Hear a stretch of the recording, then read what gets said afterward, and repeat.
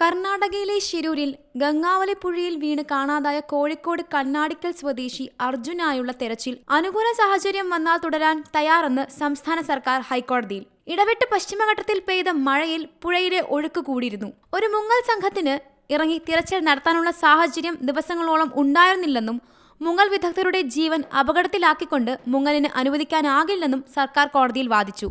നിലവിൽ തെരച്ചിലിനുള്ള തടസ്സങ്ങൾ എന്തൊക്കെയെന്ന് കോടതി ആരാഞ്ഞു. എല്ലാ വിവരങ്ങളും സമഗ്രമായി സ്ഥിതിവിവര റിപ്പോർട്ടിൽ നൽകിയിട്ടുണ്ടെന്ന് സർക്കാർ കോടതിയിൽ വ്യക്തമാക്കി. മരിച്ചവർക്കുള്ള ധനസഹായമോ അവരുടെ കുടുംബാംഗങ്ങൾക്കുള്ള പുനരധിവാസത്തിന്റെ വിവരങ്ങളോ ഉണ്ടോ എന്ന് കോടതി ചോദിച്ചു.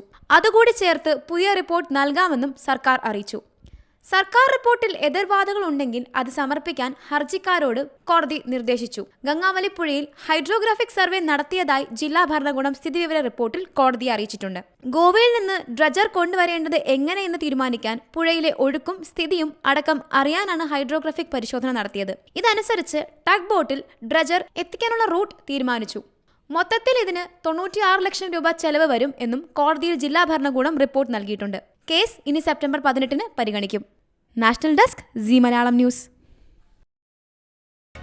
പുതിയ വാർത്തകളും വിശേഷങ്ങളും ഇനി വിരൽ തുമ്പിൽ. എല്ലാ ഡിജിറ്റൽ പ്ലാറ്റ്ഫോമുകളിലും ഇപ്പോൾ സീ മലയാളം ന്യൂസ് ലഭ്യം.